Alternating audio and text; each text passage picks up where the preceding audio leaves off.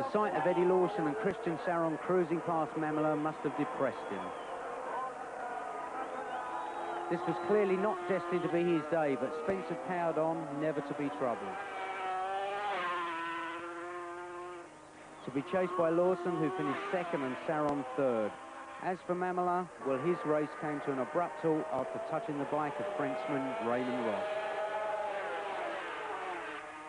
For Spencer, it was his fourth win of the season, and all preceded by another 250 victory, putting him in an almost unassailable position in that championship. That form was to continue at Le Mans a fortnight later. It was to be a two-man race between the seemingly invincible Spencer and West German Tony Mann. The American's eventual win of 10 seconds means that he pulls 9 points clear to give him the 250 title, probably at Silverstone. For world champion Eddie Lawson, a series of good results were needed for him to retain the title. His start in the 500 race may well have put pay to that. Spencer continued on his way, here with Britain's Ron Haslam and Randy Mamela, totally unperturbed by what was happening around him. Christian Saron goes down when closing on the American at the halfway stage of the race. It was the last serious threat to the man from Louisiana. His 15-second victory over Raymond Roche meant that he was the first man to record 4 doubles in a season in racing history.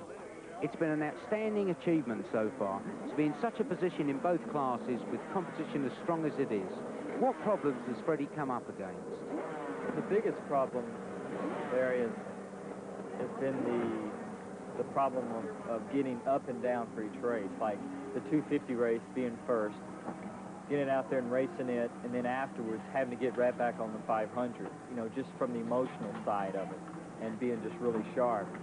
We've been pretty fortunate when it comes to not really having any major problems with the bike. But physically, I knew that it was going to be tough because I've ridden a lot of classes before. So I was in the best shape that I've ever have been for the start of the season. And it's been just a really good challenge. I'm really glad that I did do it. And that kept me motivated, too. Freddie set up his home here this weekend, right in the heart of the Silverstone complex, in a motorhome he bought all the way from his home state of Louisiana. It's here that he spends most of his time, relaxing with his girlfriend, Sari. He's a man who defies the image of a top-class rider. He doesn't drink, he doesn't smoke, and he's deeply religious. But does he think that his beliefs have helped him in his racing life? I really do. I think it's always allowed me to have a pretty positive attitude, and to always know that even no matter what happens, that I have a chance. Yeah. You know, just basically give me strength in the tough situations, because I know people view it a lot of times, you know, he rides for Honda and he's just got maybe the best equipment and all these things, but we struggle like everybody else, you know, which people don't realize. And like in Le Mans, my 250 was the 21st fastest motorcycle out there on the speed gun. And, you know, a lot of people don't realize that, but in a situation like that, when that happens, I still feel when we get on the racetrack, I have a chance of winning. And, you know, and I think that my faith, you know, my religion, the years of it has helped too.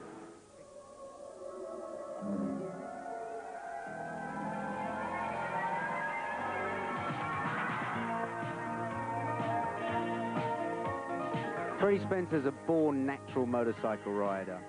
Everything that he does, it seems that he's born to do. He makes the bike and he look as one. His overall control is just quite incredible.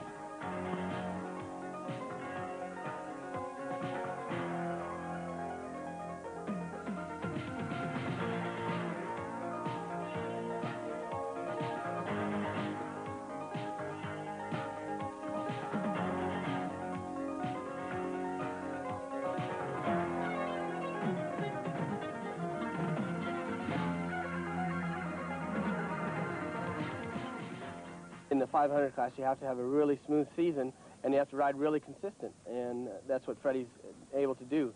And the 250 riders just can't seem to cope with it. They seem to go really slow and really fast in the race, whereas Freddie sets a pace, keeps that pace, and they just can't seem to stay with it. I have a lot of respect for Freddie. He's a fantastic rider, you know, and you can't take anything away from him. he's got good equipment, and he's riding well, and the best man will win, and you know, he's there right now, so I don't take anything away from Freddie. Eddie Lawson's had his fair share of problems this season as well, like the crash in Holland and his bad start in France. Also, his relationship with Giacomo Agostini, his team manager, appears to be a little bit shaky. Well, you know, we've had our problems, and hopefully, you know, we'll, if we can, we'll try and get them sorted out for next year. If not, then I'll go my own way, and he can go his. Oh, sounds fair enough. Can't moan at that.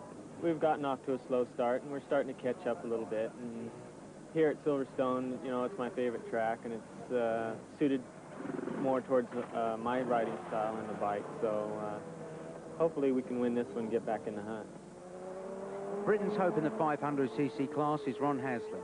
And with Randy Mamler and Wayne Gardner being given the vastly more powerful four-cylinder machines, any chance he had of winning seems now to have gone. Haslam found it difficult to understand why he didn't get the chance. Being the British Grand Prix, obviously I wanted to do really well here. All the fans are here, and I tried earlier to get the four-cylinder, and I heard that Wayne was getting one, so I thought pretty sure I'd be getting one as well. And same say, I tried and tried for it, but I don't know why they get it to Wayne. You know, I thought with me being a British lad at the British Grand Prix, I thought for sure I was going to get it, but now I'm really disappointed. It's Australian Wayne Gardner's second year in Grand Prix, and the chance to get this machine gives him a real boost. This is only my second day on the bike, and I've spent all full week of last week on four-strokes, so getting used to the two-strokes again is quite a little bit difficult, but it's come along, and it's a shame it's a bit raining today, so I don't know, I just have to keep plugging away. As far as this race is concerned here, the Hondas have given Wayne Gardner a four-cylinder bike the same as yours, and also Randy Mamler. Now, what's the score? Are there any team orders? Not really, Barry. From the beginning, they had really decided to do that after they found out that there was a break in Japan and that Abe and Kinoshita didn't need their bikes, and that we basically have done all the development work that we'd planned to. And, you know, Honda wants to make a good showing here. And, of course, if I can win the race and then get in between Eddie, that would be great for me. But it's kind of everybody's out on their own. You know, I don't think that they're not going to go out there and get in a race with me and take a chance of knocking me down or anything. I think if the situation comes along, of course, we'll still help Freddie, you know, because I think it's just being loyal to the company, really. Yeah. I mean, but there's no actual orders to go out and say, hold Eddie up and let Freddie win.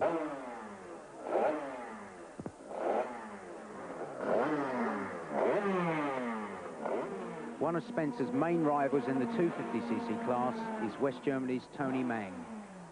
My problem is I have a bike in the beginning, 2 weeks before the beginning, and the world champion. And Freddie tested all the winter, all year before the bike. And I think that's the big difference from me to Freddie. Yeah, it certainly won't be an easy task for Freddie to win the 250cc on the weekend. In practice, Freddie took a tumble at this right-hander here, which is called Cop's Corner. He was unhurt, though. Silverstone as a Grand Prix race circuit is one of the better ones.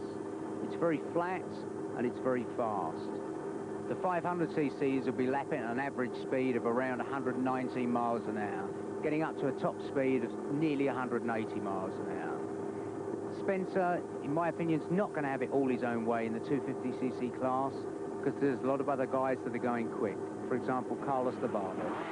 And he's just received a new bike from Japan specially for this race. And judging by his pole position in practice time, I think he's going to be the man to beat.